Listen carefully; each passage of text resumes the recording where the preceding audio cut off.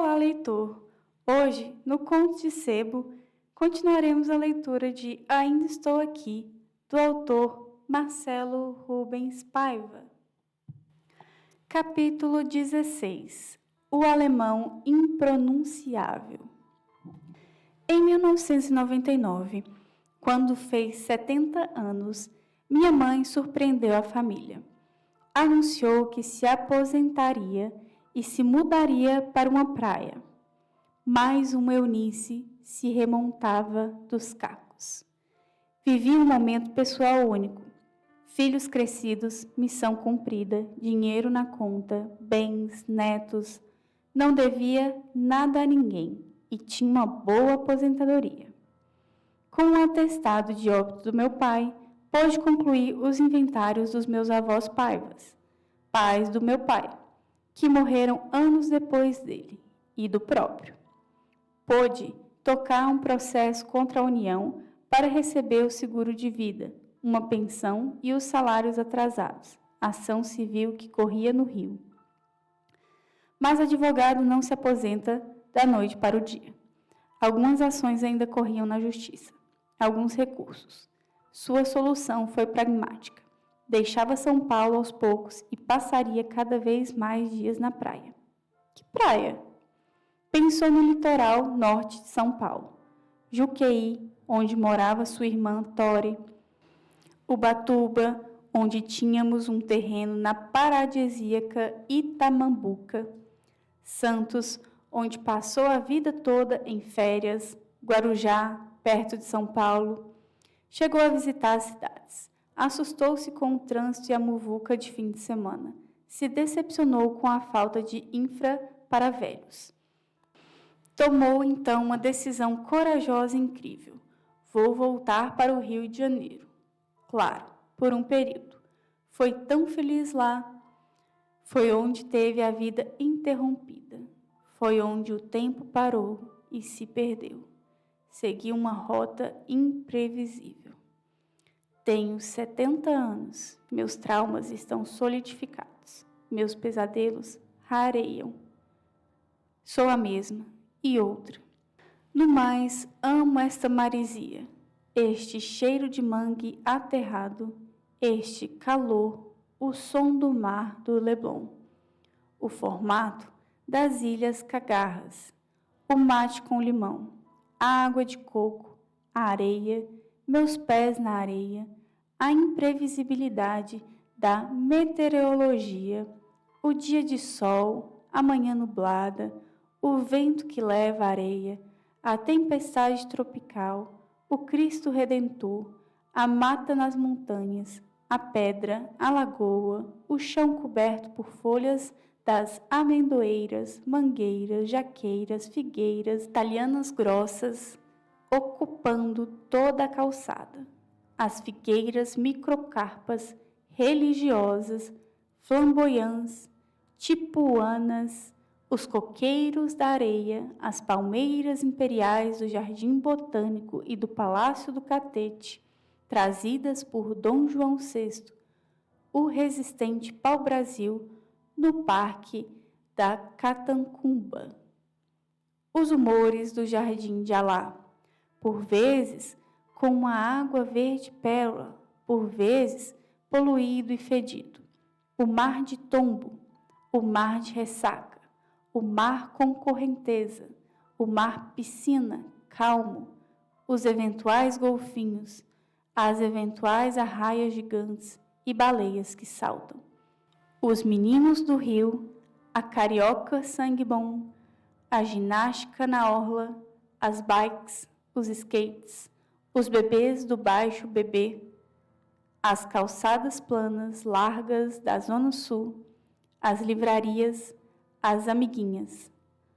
Comprou um apartamento no condomínio Selva de Pedra, no Leblon, a 1 quadra da lagoa, a 2 de Ipanema, justamente no condomínio em que praticamente só morava milico, construído sobre os escombros da favela do Pinto, incendiada em 1969.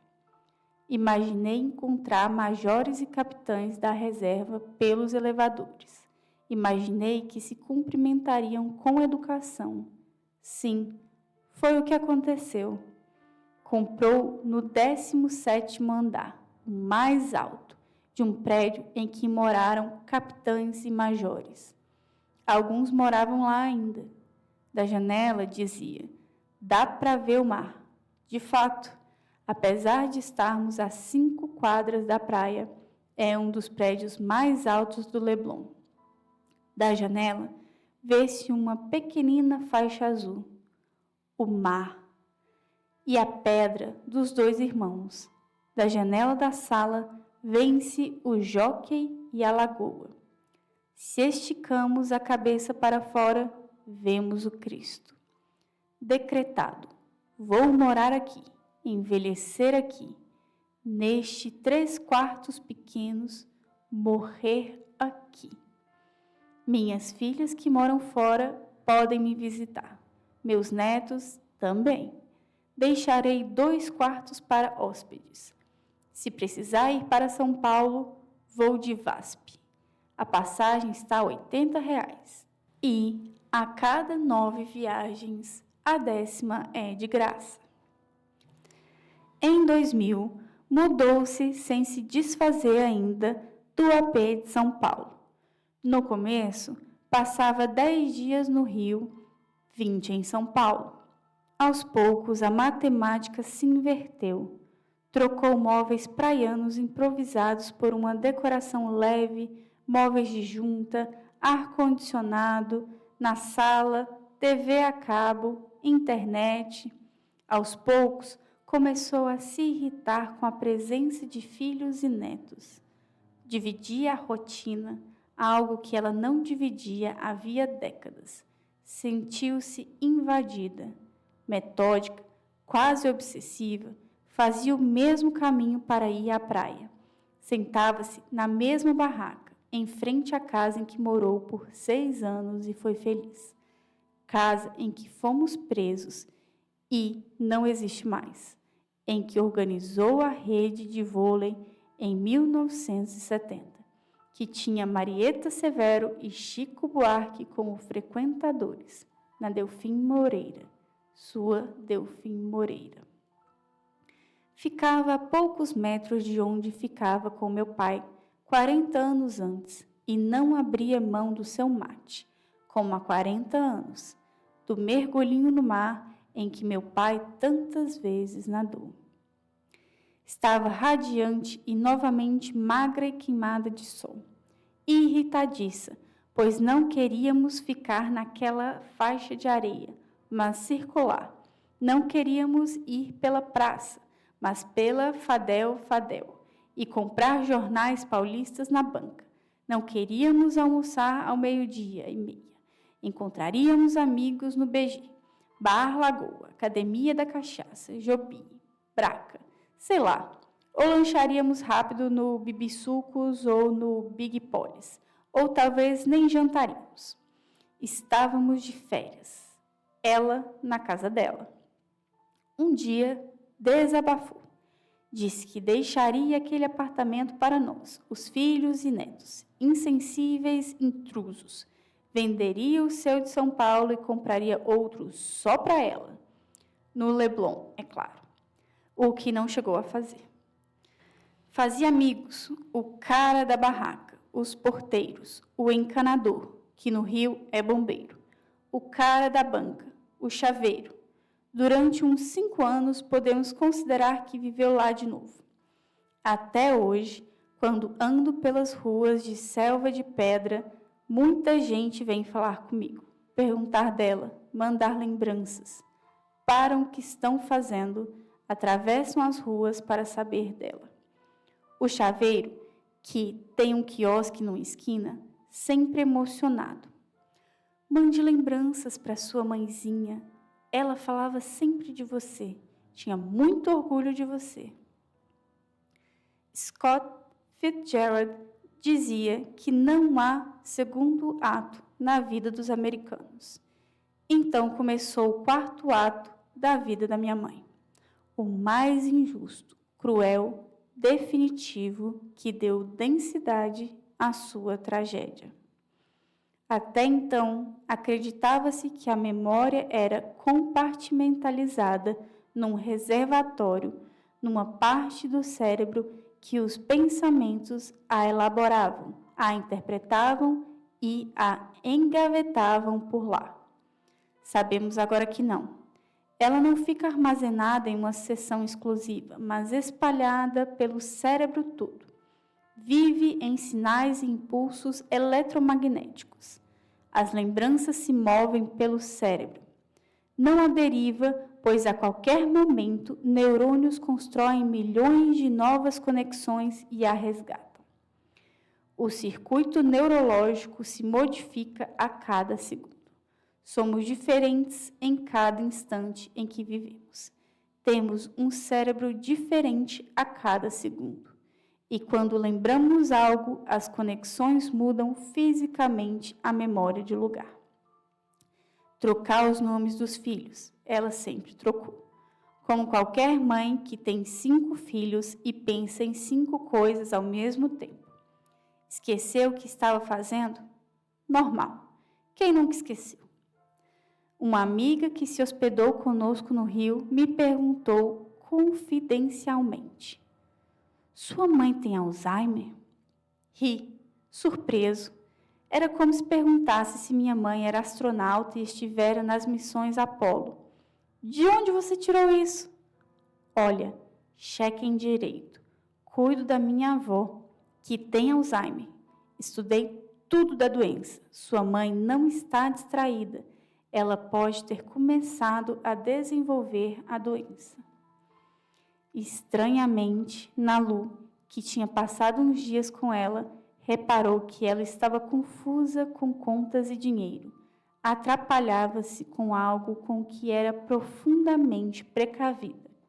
Nos avisou antes de voltar para Paris. Mamãe está tão estranha. E estava mesmo.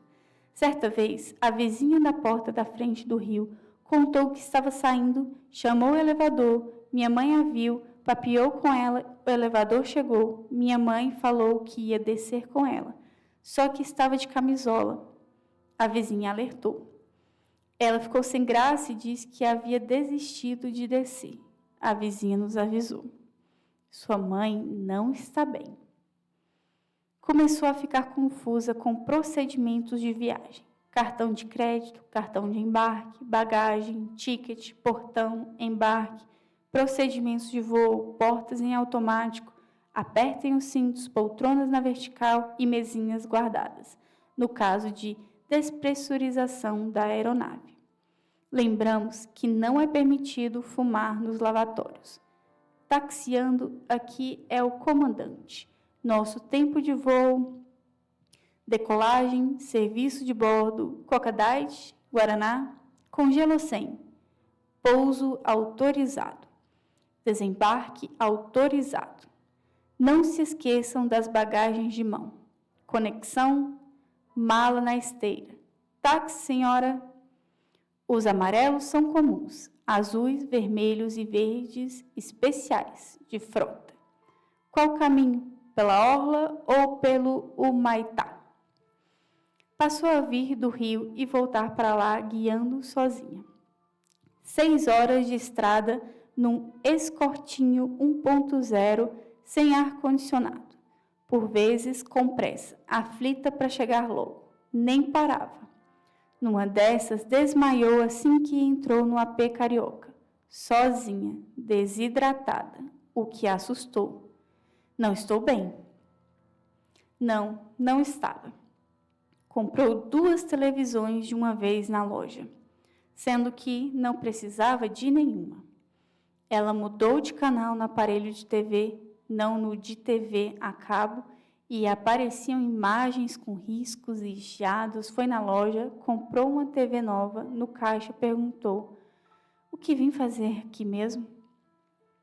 Comprar uma TV, lembraram. Ela foi ao balcão e comprou outra. Com 3 TVs funcionando em casa, percebeu que começava a entrar em roubadas. Cuidado com a indústria de aproveitadores de portadores de demência, nos alertou um médico amigo. Não é possível. Minha mãe com demência? depois de tudo que passou.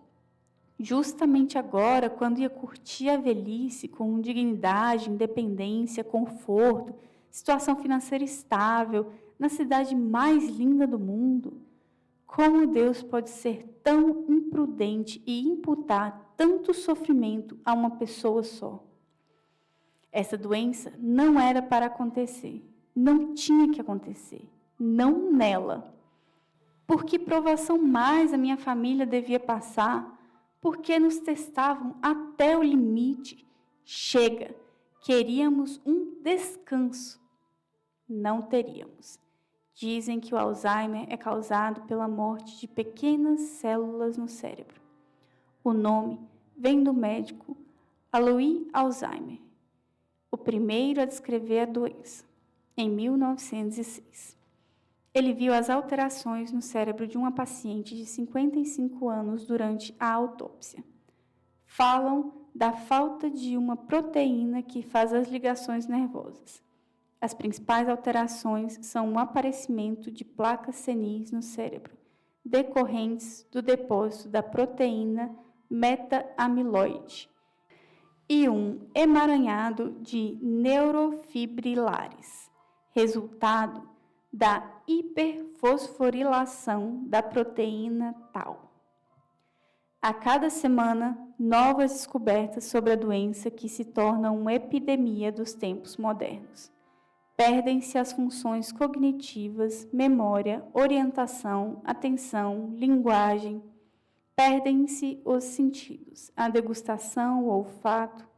Pacientes param de andar, porque se esquecem de como se anda. No final, param de comer, porque se esquecem de como é engolir. A redução de neurônios e das sinapses, as ligações entre células do cérebro, o volume cerebral se reduz. Muitas velhinhas gagás esclerosadas do passado, na verdade, tinham Alzheimer. O paciente está com a doença há tempos, mas só a descobre tarde demais, na fase demencial. E não há como retroceder, apenas como retardar. Ela começa aos poucos, como numa escada, desce bruscamente de degraus. Chega inexoravelmente numa fase ou outra, sempre pior que a anterior. Drauzio Varela estima que 10% das pessoas com mais de 75 anos e 25% daquelas com mais de 85 anos podem apresentar sintomas da demência. O tempo de sobrevida é incerto. Genético? Ninguém sabe. Sedentarismo? Já alertei. Afinal, o cérebro, como todo o corpo, precisa de atividade, oxigênio, para viver bem. Fumo e tabaco podem ser uma causa. Poluição das grandes cidades também. Outros atribuem as frequências e ondas de rádio que estão em toda parte. Minha mãe morava a quadras da Avenida Paulista, onde ficam as torres da maioria das emissoras de rádio e televisão. Fumou Parliament durante décadas. Não comia muito. Era fã de saladas e laranjas. Falava várias línguas. Exercitava o cérebro diariamente. Lia de tudo. Andava pelo bairro. Mas exercícios. Drauzio dividiu a doença em estágio 1, forma inicial.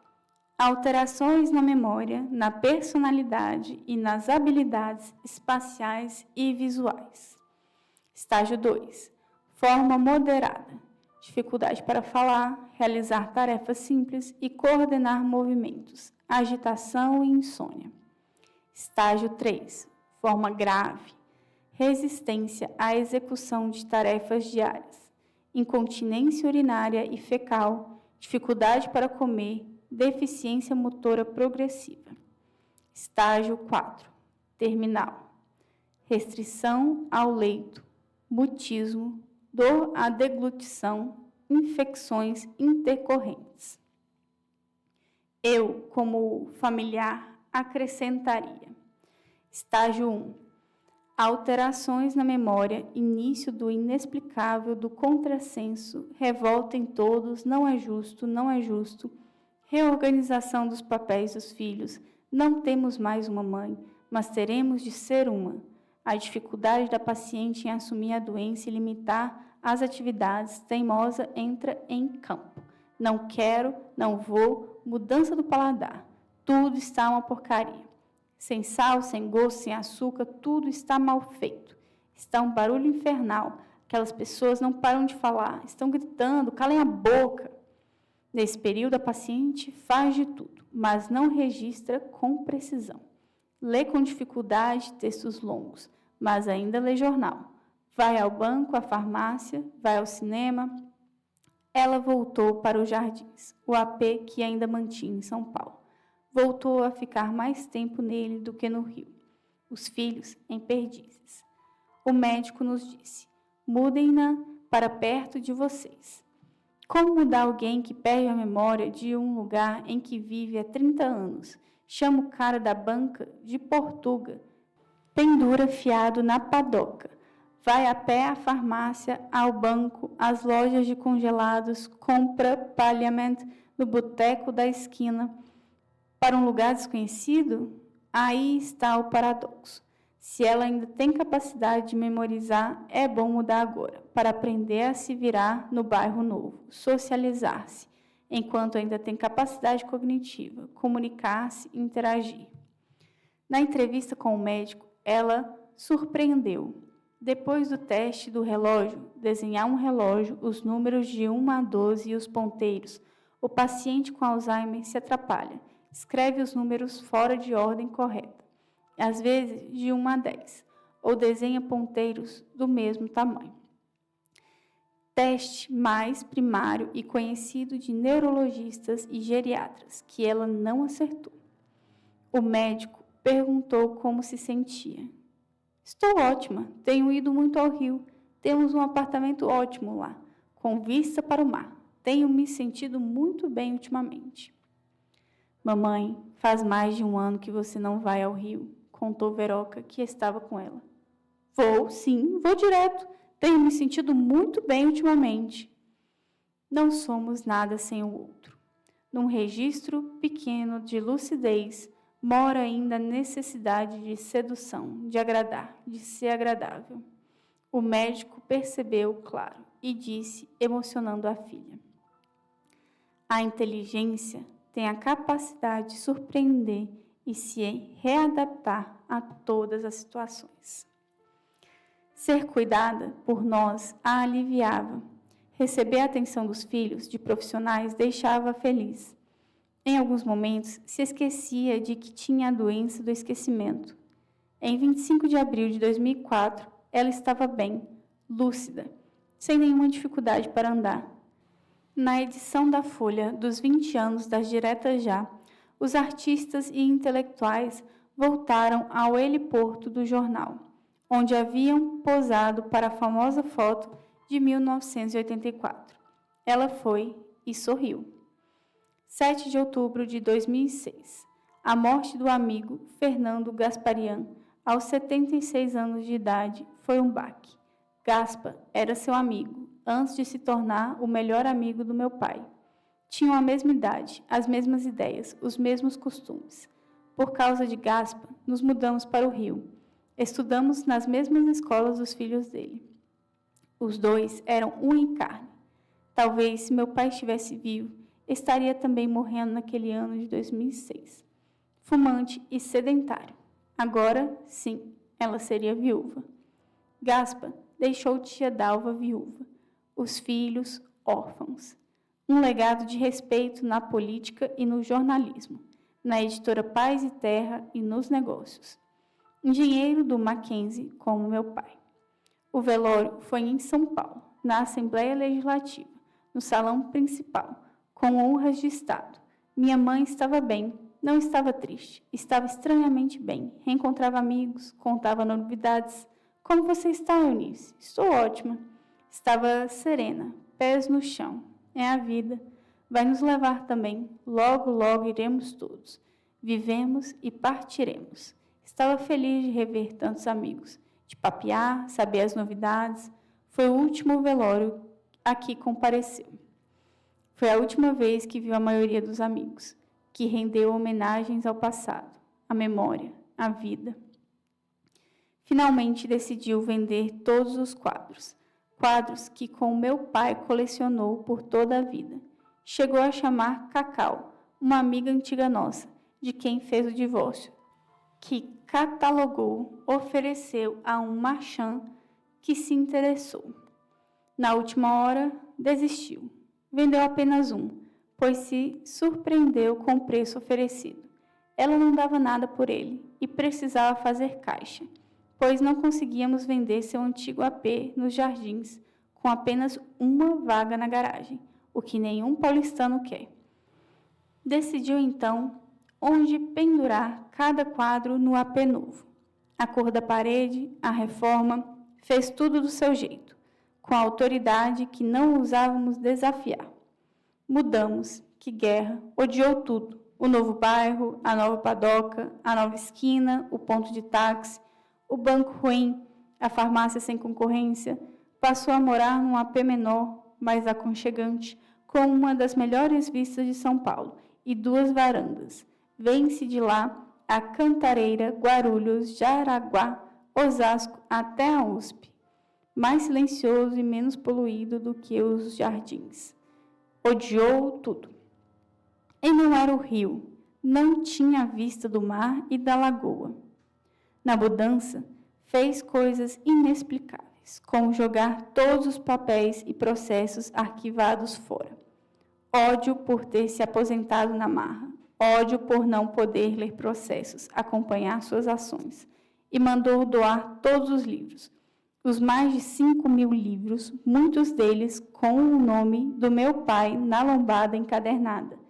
Muitos deles lidos por meu pai, sublinhados e com anotações à caneta. Livros de arte, de direito, todos os prêmios Nobel, enciclopédia, literatura russa, francesa, americana, brasileira. Doei tudo para a Biblioteca Municipal de Diadema, que precisou de 2 carretos para levar. Ela ficou apenas com 2 livros, um Feliz Ano Velho, em alemão, e a Bíblia. Sua rotina era banal. Lia jornal todas as manhãs, como em toda a vida. Comia pão francês fresco, como em toda a vida, congelados, fazia feira em frente, pedia comida da lanchonete do prédio, dava um rolê pelo bairro e odiava tudo. Íamos ao cinema, conseguia acompanhar uma trama, contanto que não fosse um David Lynch. Preferia as comédias infantilizadas. Ria do trailer animado em que pipocas ganham vida para pedir para não fumarmos e desligarmos os celulares, etc. Que nos tratam como loucos que não sabem que não se pode fumar.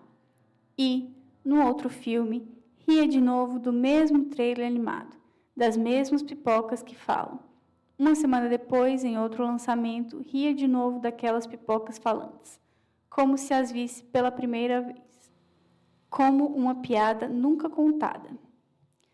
Na sua casa, tudo era identificado. Colocou post-its em gavetas, embrulhos, tupperwares, gaveta disso e daquilo, armário com isso e aquilo.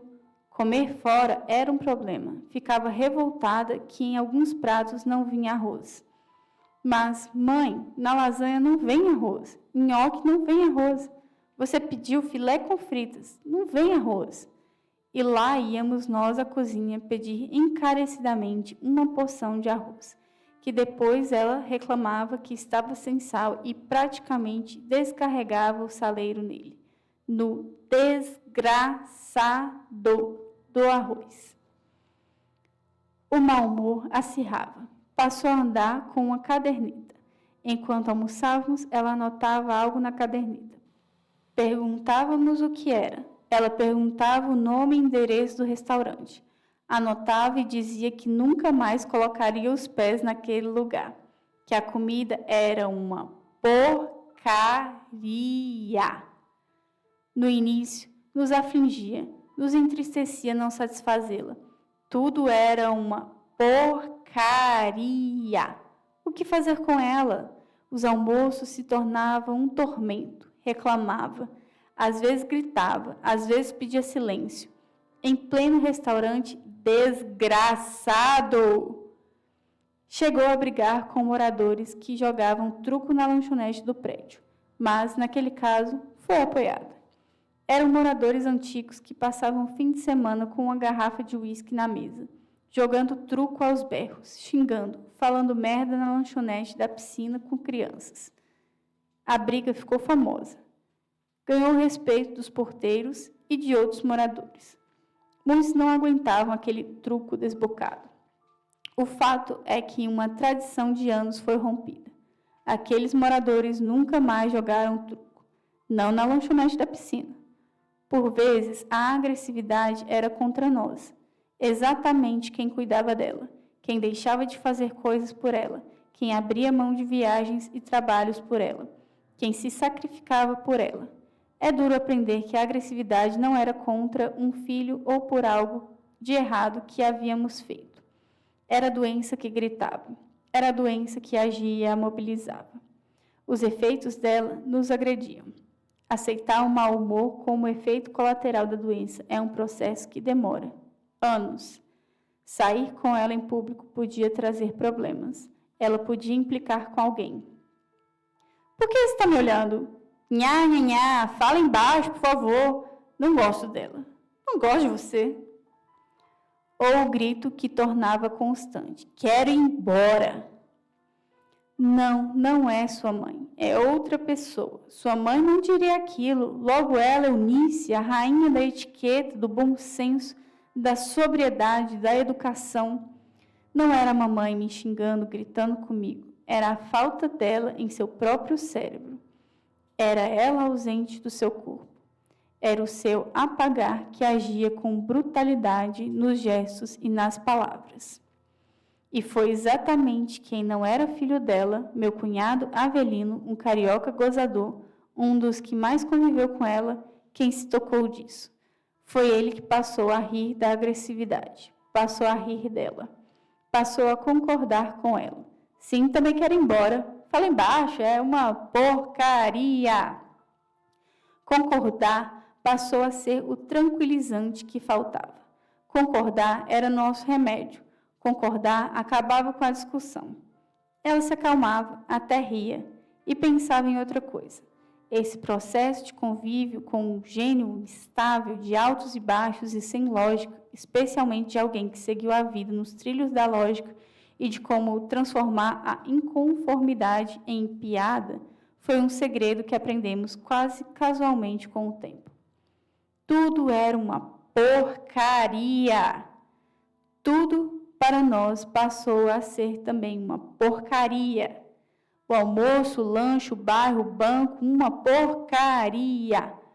Então, entramos numa segunda fase do Alzheimer, quando não ligamos mais que tudo fosse uma porcaria.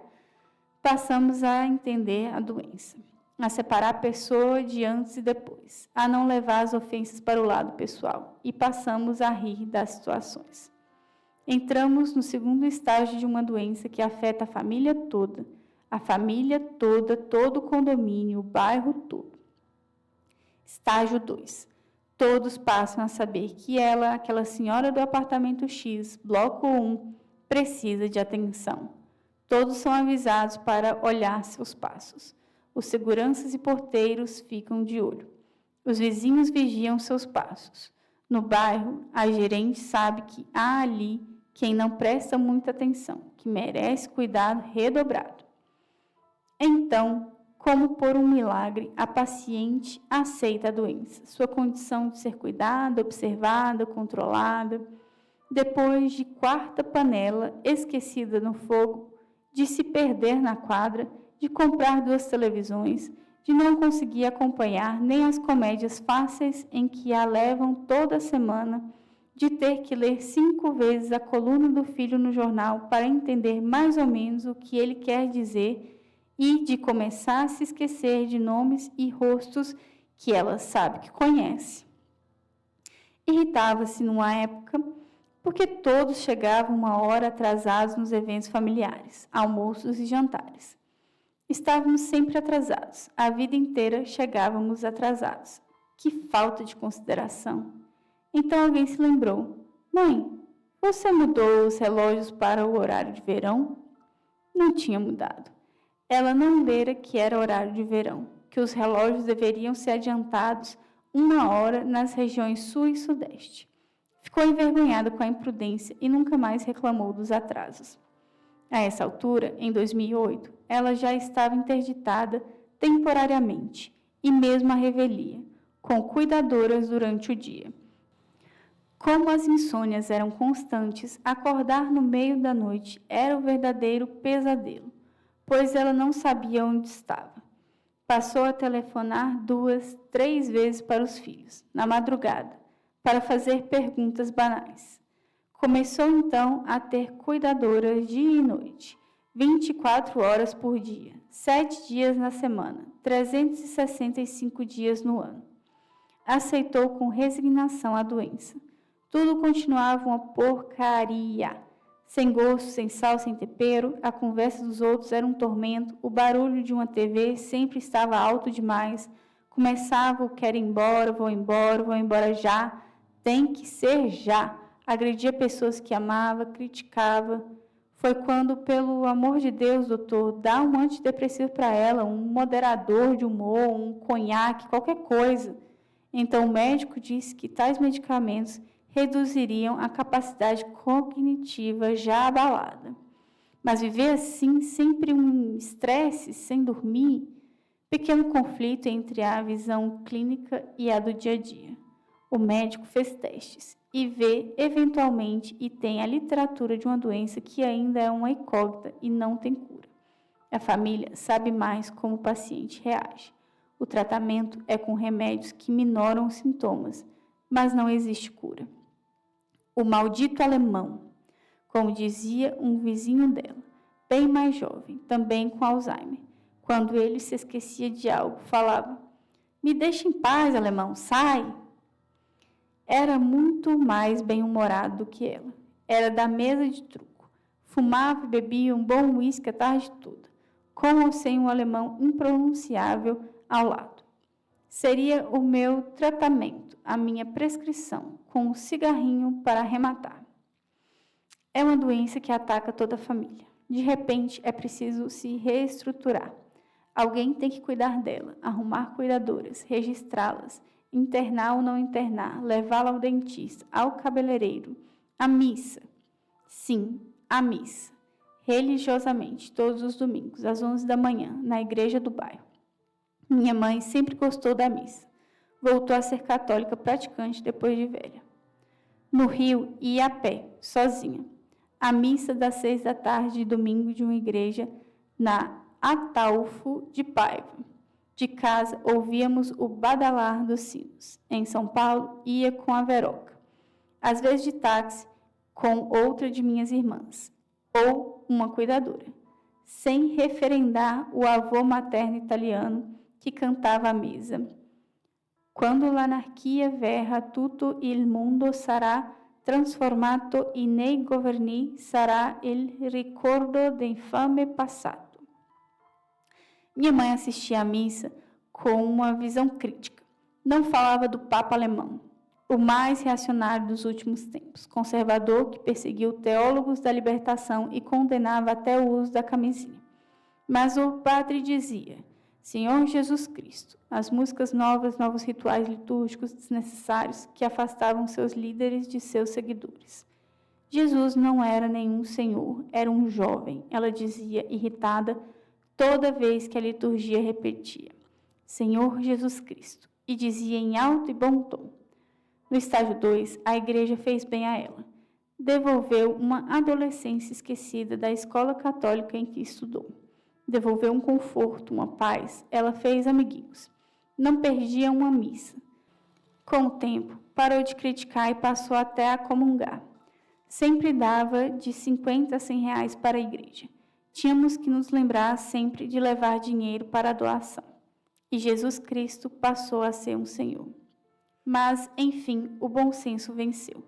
Depois de eu insistir que algo tinha que ser feito para moderar o seu humor, o médico concordou. Ela entrou num bem-vindo antidepressivo clássico, o Donarém, um best-seller das farmácias, que também ajuda a dormir. A fórmula que faltava, a magia perfeita. Então chegou de repente a nova fase. Estágio 3. Aqui, Drauzio falou da resistência à execução de tarefas diárias. É um inferno, quase um pesadelo. Se não devolvermos uma placidez contrastante com o momento, se não levarmos as vontades de alguém com Alzheimer com humor, ok, é a sua mãe, aquela a quem você obedeceu no começo da vida, por muitos anos na sua formação. Não quero, não vou, quero ir embora, quero ir embora, quero ir embora. Como ninguém obedece, afinal está chovendo, está sem luz, a voz de comando não obedecida se torna surto. A pessoa se sente incapaz de comandar as vontades, de decidir por conta própria, de agir sem a interferência de uma equipe dominada pelos filhos. De muitos deles, ela não lembra nem o nome. Em seguida, aos poucos, a fera é domada. Com o tempo, quero ir embora, não é mais um grito, mas uma súplica baixinha. Quem são essas pessoas? São sua família, mãe. O que estou fazendo aqui? É seu aniversário, mãe. Onde estou? Na casa da sua filha, mãe. Quem são essas pessoas? Suas irmãs, seus sobrinhos, seus cunhados. O que estou fazendo aqui? Vamos cantar parabéns. Quero ir embora. Você não quer comer o bolo antes? Quero. Com o tempo, passou a se submeter às ordens daqueles que cuidavam dela. Passou a confiar. Passou a ter uma relação de afeto com as cuidadoras. Chegou à dificuldade de andar. Não era um problema na musculatura da perna. O cérebro se esquece de como é andar. Fisioterapia nela. Vamos, primeiro pé esquerdo, depois direito. Então, na marcha a caminho da casa da filha, a 2 quadras, os passos se encurtavam, até ela estancar. Lembrava-se do que tinha dito o fisioterapeuta, passadas largas. Ela repetia, passadas largas, e voltava a caminhar, com passos artificiais, como um robô, mas que a colocavam em movimento. E íamos repetindo passadas largas, passadas largas, passadas largas, até chegar. Meses depois, ela andava na ponta do pé e com apoio, apenas com apoio. Depois, andava só dentro de casa. Na rua, ia com a cadeira de rodas.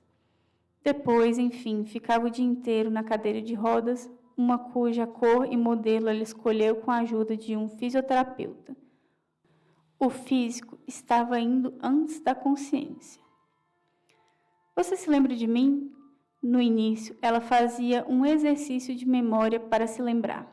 Se não se lembrasse, ficava irritada, frustrada. Com o tempo, facilitou para todos e dizia, mentia, que se lembrava, claro.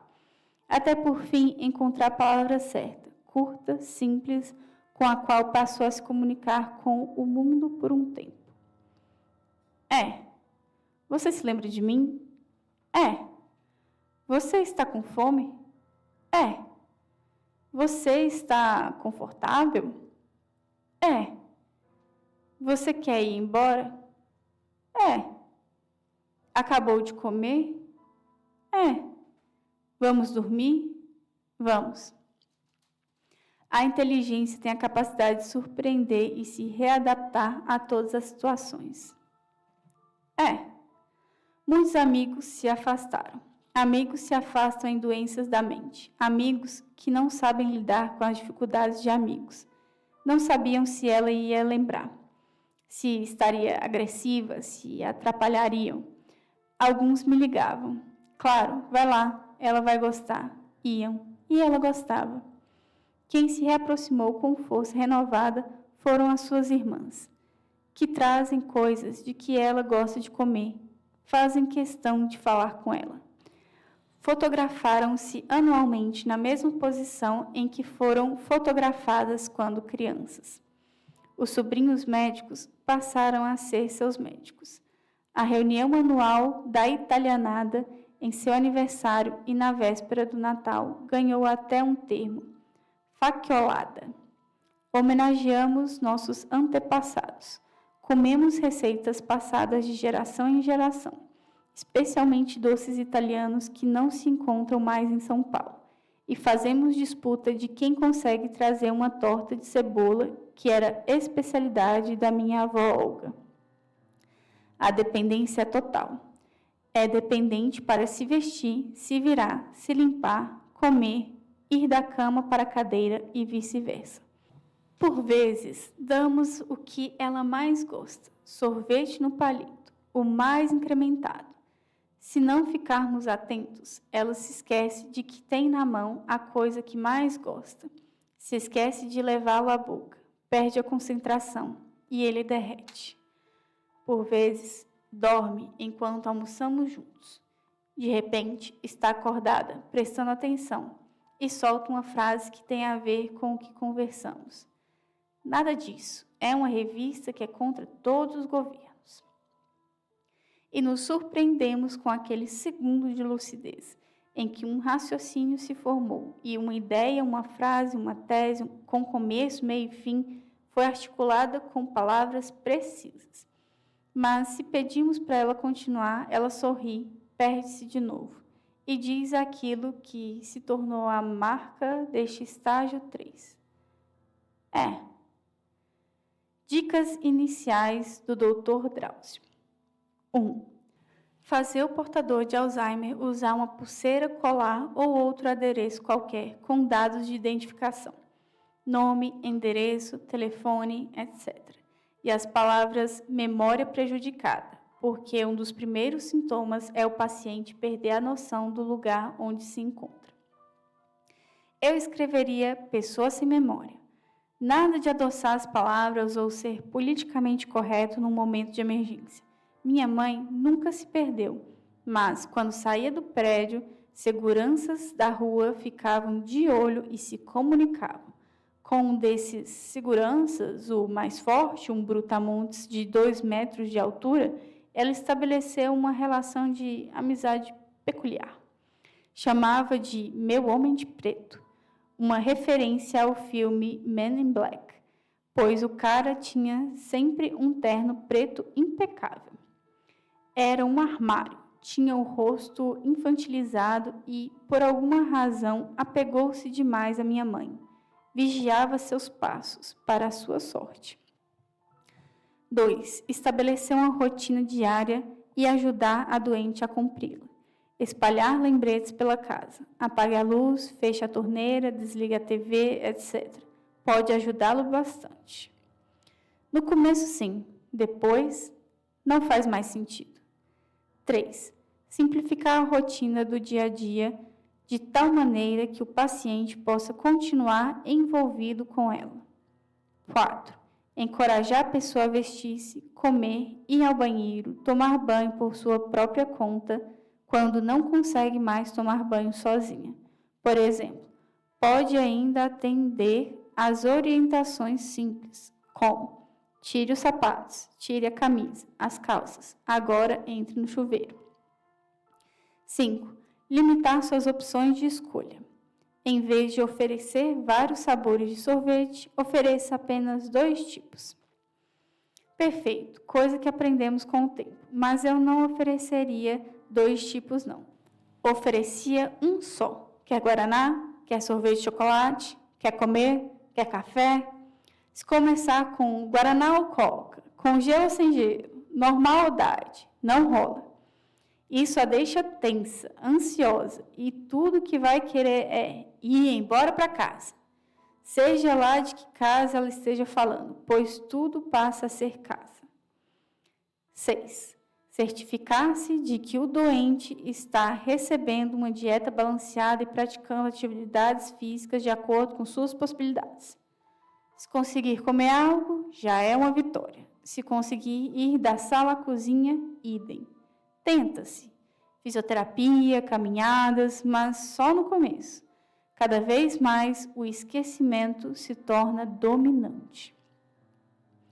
7. Eliminar o álcool e o cigarro, pois agravam o desgaste mental. No meu caso, eu voltaria a fumar e a beber um uísque com 3 pedras de gelo. 8. Estimular o convívio familiar e social do doente. Bastante. E ajuda. São os que ficam, os que nunca nos abandonam. 9. Reorganizar a casa, afastando objetos e situações que possam representar perigo. Tenha o mesmo cuidado com o paciente de Alzheimer que você tem com crianças. Especialmente se livrar dos tapetes. 10. Conscientizar-se da evolução progressiva da doença. Habilidades perdidas jamais serão recuperadas. E tem jeito? 11. Providenciar ajuda profissional e ou familiar e ou de amigos quando o trabalho com o paciente estiver sobrecarregando quem cuida dele. Se a grana ajudar e tiver parentes com tempo livre, o fantasma da internação numa clínica sempre pairou. É inclusive o que nos aconselham advogados e médicos. Preferimos tê-la conosco, nos desdobrarmos e, na medida do possível, tentarmos tornar sua rotina agradável e feliz. Capítulo 17. O que estou fazendo aqui? O passado é conservado por ele mesmo, nos segue por toda a vida. Nosso cérebro foi feito para guardar o passado e trazê-lo à tona quando precisamos, para esclarecer uma situação do presente. Se não fosse esse truque do cérebro, acharíamos que o passado continua presente. Enlouqueceríamos. Tem uma válvula que registra o ano em que as coisas aconteceram. Válvula que, quando sonhamos, é aberta. Mas e quando o presente não faz sentido? Quando ele passa a não existir, vira um furacão de imagens, um vento que impede de se enxergar com clareza. É substituído pela memória. Não, pois, como não precisamos dela, já que não existem questões a serem esclarecidas no presente, a memória também se apaga. Muitas vezes fico ao lado da minha mãe e pergunto o que está rolando. Suas frases sempre me remetem ao pânico de uma mente eletrocutada, que não consegue fazer ligações entre dois pontos. Está tudo muito confuso. Não estou entendendo nada. Não sei o que está acontecendo.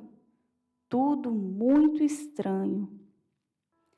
No entanto, quando o seu raciocínio está confuso, ela pega minha mão esquerda, mais fechada do que a direita, e a abre com carinho, dedo a dedo, para alongá-la, como faz há 35 anos, desde os primeiros dias em que me viu numa UTI paralisado, seguindo uma recomendação da fisioterapia.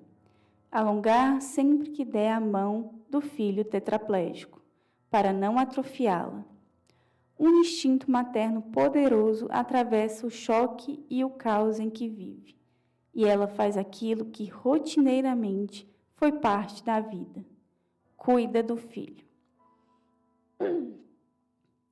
Quando percebi isso, associei o jeito de ela pegar a minha mão com as recomendações médicas e passei sempre a estacionar minha cadeira de rodas paralela à dela e a pousar a mão sem mobilidade no largo apoio de braço de sua cadeira.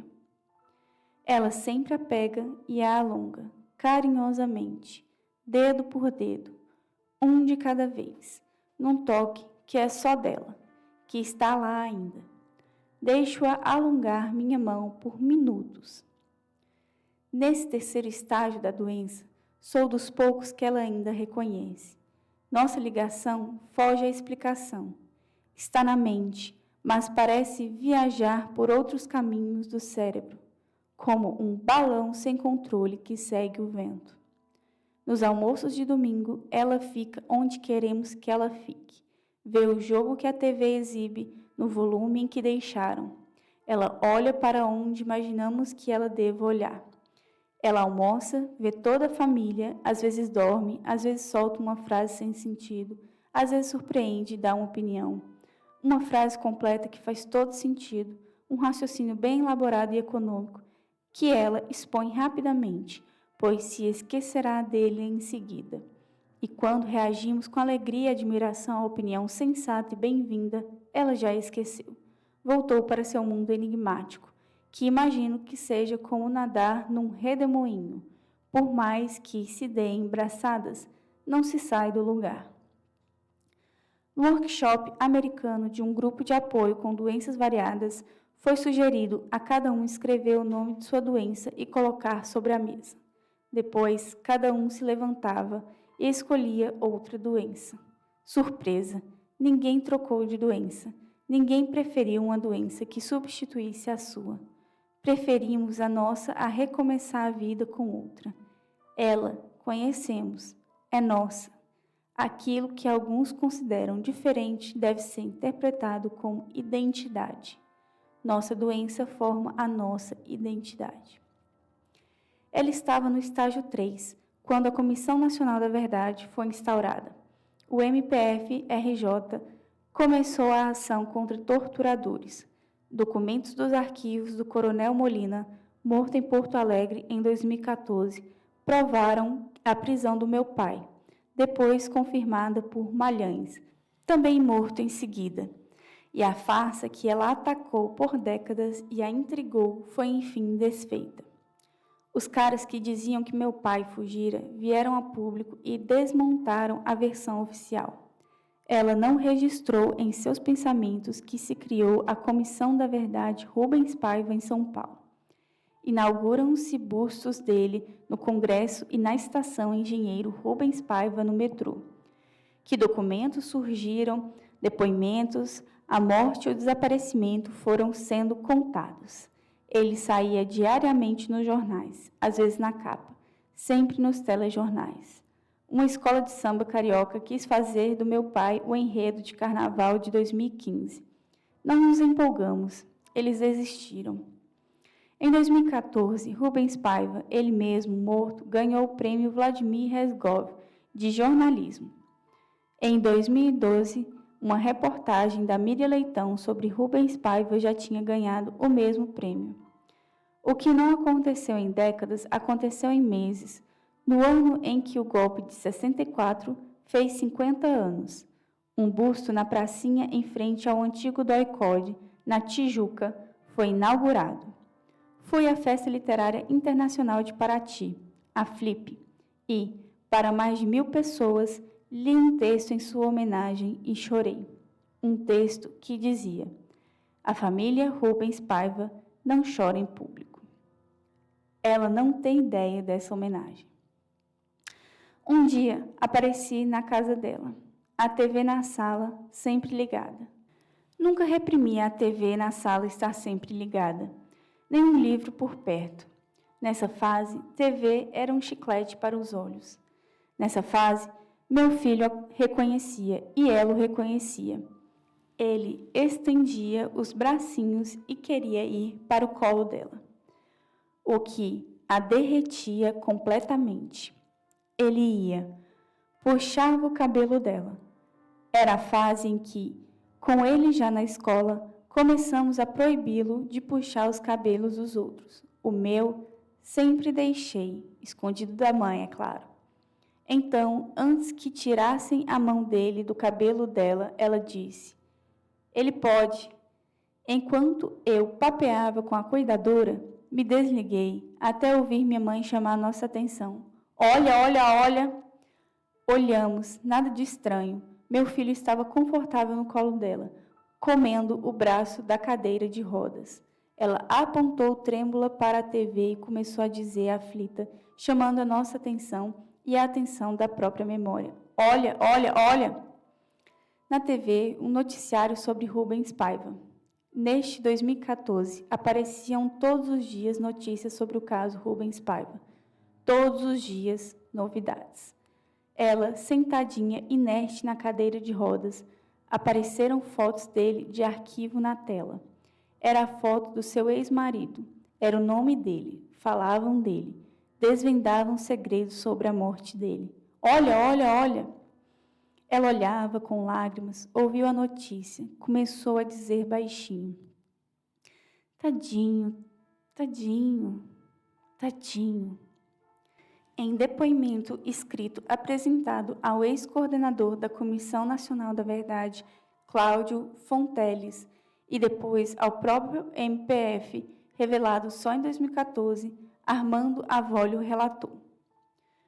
No mesmo dia seguinte à chegada de Rubens Paiva ao DOI, e quase ao término do expediente, por volta das 17 horas, ao me despedir dos soldados e sargentos do pelotão, reparei que a porta de uma das salas de oitiva do DOI estava entreaberta. Ao dirigir-me para fechá-la, deparei com o interrogador do DOI, de nome Hughes. No seu interior, utilizando-se de empurrões, gritos e ameaças contra o homem que aparentava já ter uma certa idade. Reparei na fisionomia dessa pessoa um ar de profundo esgotamento físico. Ao MPF, Avolio contou que a violência era desproporcional, que o torturador Hughes o jogou no chão e começou a pular em cima da barriga dele. Só eu presenciei. Eu fui à sala do Capitão Leão, que era contígua à minha, e disse, olha, vamos lá no DOI falar com o Major Belhan, que o que está acontecendo naquela sala não vai terminar bem. E nós dois fomos até a presença do Major Belhan e falamos para ele, Major Belhan, está acontecendo alguma coisa aqui, pode se tornar uma coisa grave. Se ele tomou providências, eu não sei. Se ele foi lá, eu não sei. Se ele mandou alguém lá, eu não sei. Se mais alguém ouviu nós dois falarmos para ele isso, eu não sei. Fomos ao Coronel Ney.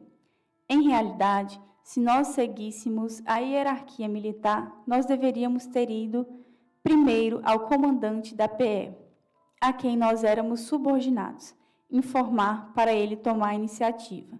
Mas, pela gravidade do que eu vi, eu preferi fazer o contrário.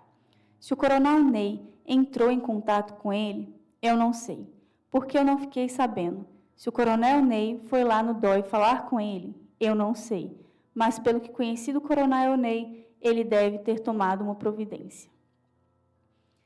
Avolio insistiu que tentou avisar o comandante do DOI. Posso repetir as palavras? Isso eu falo na frente do Belhan. Eu cheguei, entrei na sala dele. Eu não me lembro se a sala dele era reservada. Isso eu não me lembro. Eu disse, Major, ele levantou.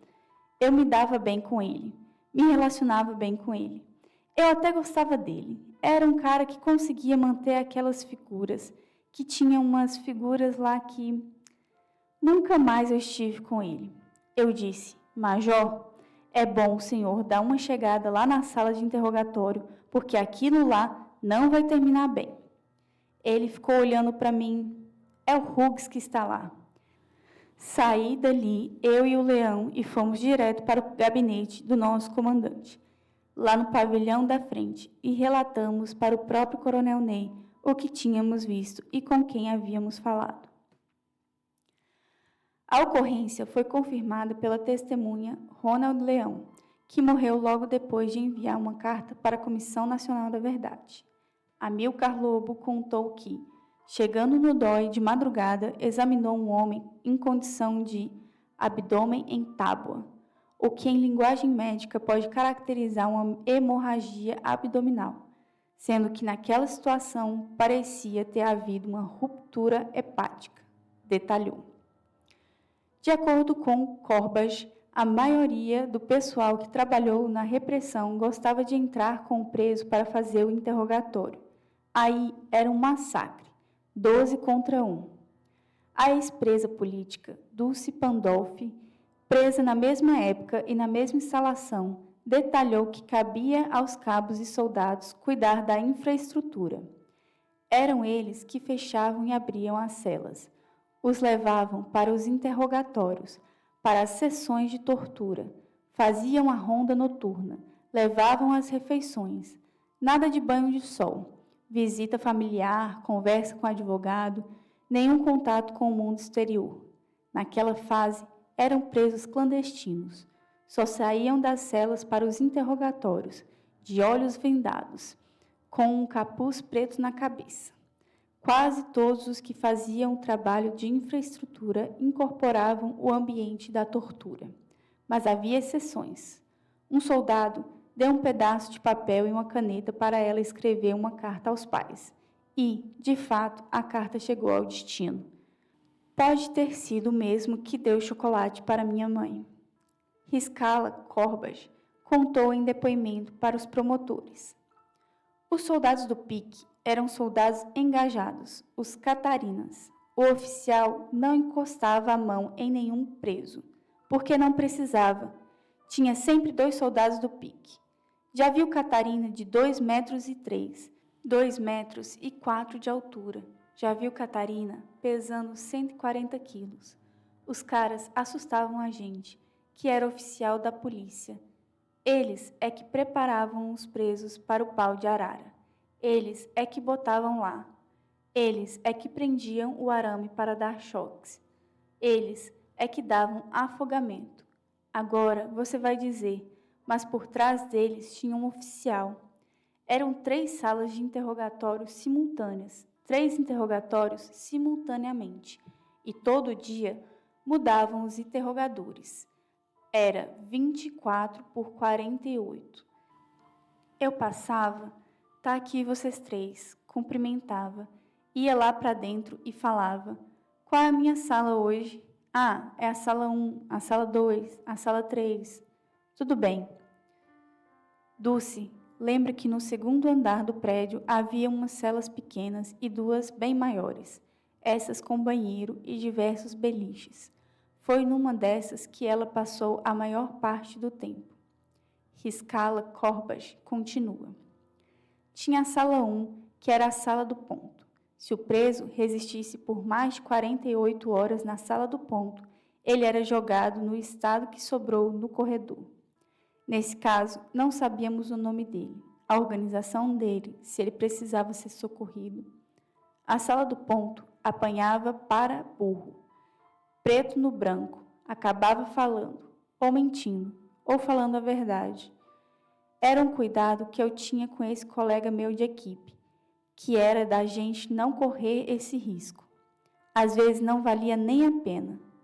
Por exemplo, o cara não queria falar, mas já estava há 15 minutos no pau de arara. Tira, bota ele ali, deixa ele lá pensando na vida, porque tinha outros para ser interrogados. Aí, quando o outro reclamava das dores, falava, quer voltar para o pau de arara? O cara não queria mais, era muita dor. Às vezes eu era chamado para a sala do ponto. A primeira sala era a sala terrível, a sala mais terrível. Até o diabo, se entrasse ali, saía em pânico. Eu chegava e falava, Zairo, você quer descer do pau de arara? Ele dizia, quero. Mas você vai conversar legal comigo? Vou mandar te levar para uma outra sala. Tu vai sentar, vou te dar água, mas nós vamos conversar legal. Agora eu tenho dados que você deve me dizer de outras pessoas que te indicaram. Se você não me disser, você vai voltar para a sala do ponto. Riscala Corbas se defende. Você vê, na minha mão passaram mais de 500 presos, em 2 anos. Aí disseram para mim que nem esse repórter da Comissão da Verdade. Nós temos 7 presos que lhe acusavam de tortura. Eu fiquei pensando comigo, será que no início, que era aquela confusão toda, o preso está ali, desesperado, alguém perguntava, doutor Najib, vou dar choque nele, o que é que o senhor acha? Aí eu dizia, dá sim, não quer falar? Dá. No início era uma zona, só que depois nós acabamos com isso. Você vai dizer, acabou a sala de tortura, a sala de ponto? Eu vou dizer, não, isso não acabou. Não. Agora, meu amigo, se eu quisesse dar um tapa em alguém, eu ia ter que trepar de costas de muita gente, porque na frente tinha muita gente querendo fazer o mesmo. O preso é de quem? Quem é o coautor? Juntava quem estava lá, com quem lá já estivesse. Eu interroguei muita gente, você não faz ideia. Em 2 anos, 24 por 48, o dia inteiro. Presos chegando a toda hora. Ninguém morreu durante os meus interrogatórios. Sabe por quê? E detalha. Você pega um estudante, você bota ele com o peso dele aqui, numa barra de ferro, e deixa ele 15 minutos pendurado no pau de arara. Não precisa dar choque, não. O cara urra de dor.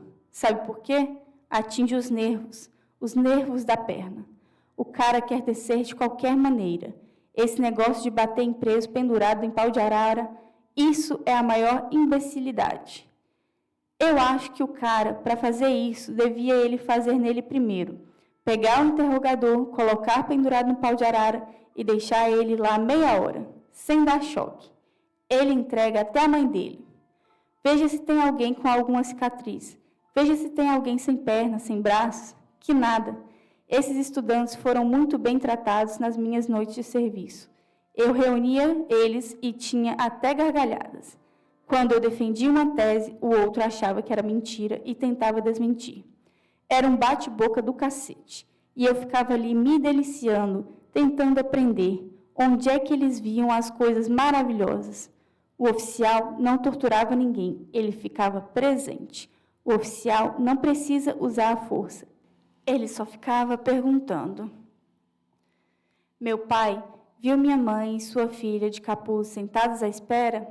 Se viu, qual teria sido a sua reação? Afinal, por que as levaram para lá? Minha mãe já tinha pensado na possibilidade de ter ocorrido um sacrifício. Deve ter pensado, como pensei. Meu pai sabia disso. Andar com cápsula de cianureto nos dentes era comum na resistência. Os mais graduados da ALN as tinha na boca. Atirar-se debaixo de um carro, jogar-se da janela ou contra a parede, forçar a morte, xingar os torturadores era um procedimento. O que meu pai fez para apanhar tanto, nunca saberemos. Por anos, ela não o perdoou por colocar a família em risco, numa luta desigual, desorganizada, praticamente perdida. Para muitos, meu pai foi um herói que não fugiu à luta. Para ela, deveria, sim, ter seguido para o exílio, quando soube que a família poderia passar pelo que passou. Mas lutou por ele a vida toda. Lutou para descobrir a verdade, para denunciar a tortura, os torturadores. A doença chegou no ano em que ela ganhou a ação que começou nos anos 80 e obrigava a União a ressarcir o seguro de vida que ela não pôde resgatar, pois não tinha atestado de óbito e uma pensão por danos morais. Quando o dinheiro foi depositado, falei: Mãe, vitória, você conseguiu. Vamos comemorar. Vamos para a Itália, rever nossos antepassados. Já conheço a Itália. Então vamos para Paris. Você vai visitar sua filha e seus netos. Já fui muitas vezes para Paris. Então vamos jantar no Fasano, tomar um porre. Conheço o Fasano, ia muito com seu pai. Quando era uma cantina, somos amigos do velho. Então, o que você quer fazer? O dinheiro está na sua conta. Ela me olhou humildemente e falou o que mais tinha vontade de fazer naquele momento, o que deixaria a pessoa mais feliz e completa da cidade. Vamos tomar um sorvete na lanchonete do prédio. Comemoramos a sua luta de décadas tomando um picolé. Só nós dois, numa mesinha de plástico da lanchonete da piscina do condomínio em que morávamos. Eu no bloco 3, ela no 1. Piscina que às tardes fica vazia e onde nunca mais se jogou truco. Ficar ao seu lado é como ficar ao lado de um bebê, mas não é. Ela está lá, sua história está com ela, foi vivida por ela. Ela é minha mãe, que cuidou dos meus ataques de bronquite, da minha inconsequência juvenil, tratou de mim na UTI, em hospitais, negociou operações, não interferiu nos meus planos ou projetos literários, massageou a minha mão para não atrofiar, fez a revisão dos meus primeiros textos, inclusive dos meus primeiros livros, fez meu imposto de renda por anos, reviu meus contratos, me levou para a AACD, me hospedou no Rio, não perdeu uma estreia de filme, peça ou lançamento de livro meu. Deu entrevistas ao meu lado, me ensinou e fez o Brasil repensar.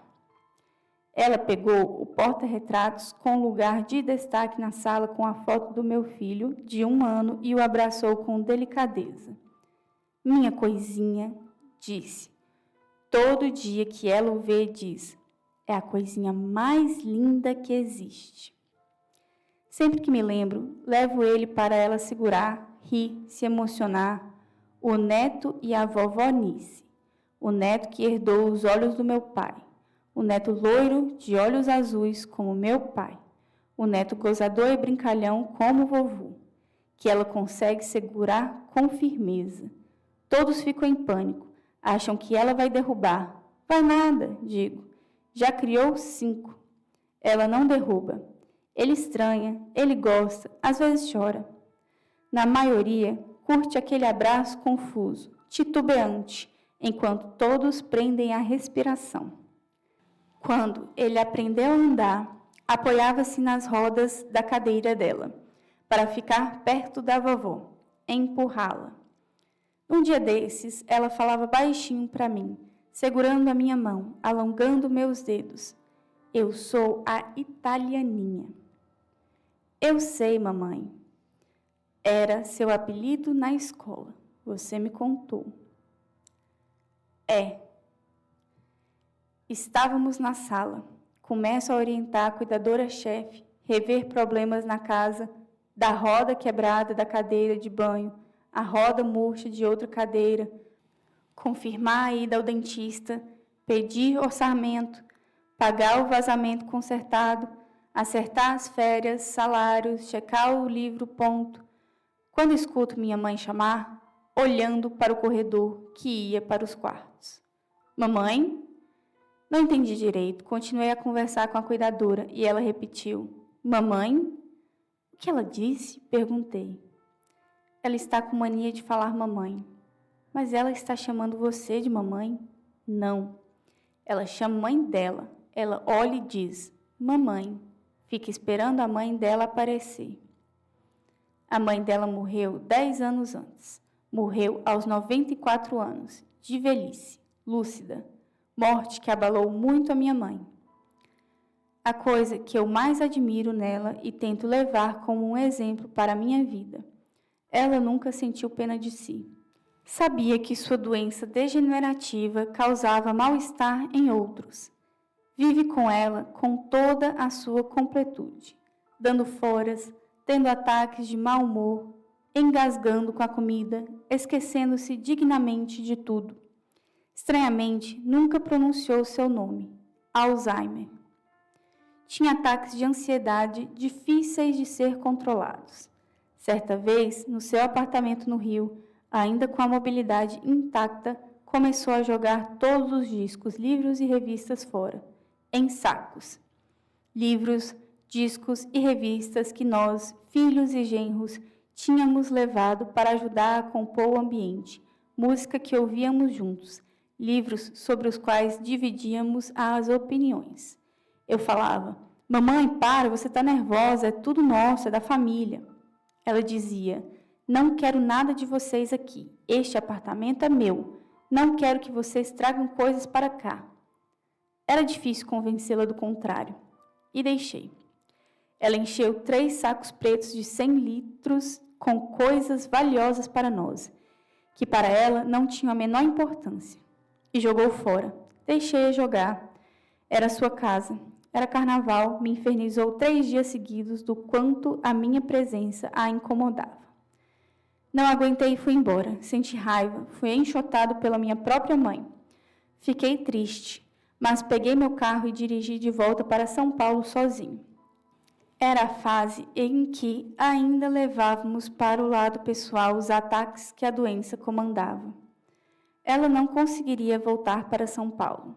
Passou dias lá, orgulhosa, sem pedir ajuda a ninguém. Alguém teria que buscá-la. Ela, teimosa, não avisou ninguém. Eu avisei. Mamãe está sozinha no Rio. Vamos ver até quando ela aguenta sem pedir um help.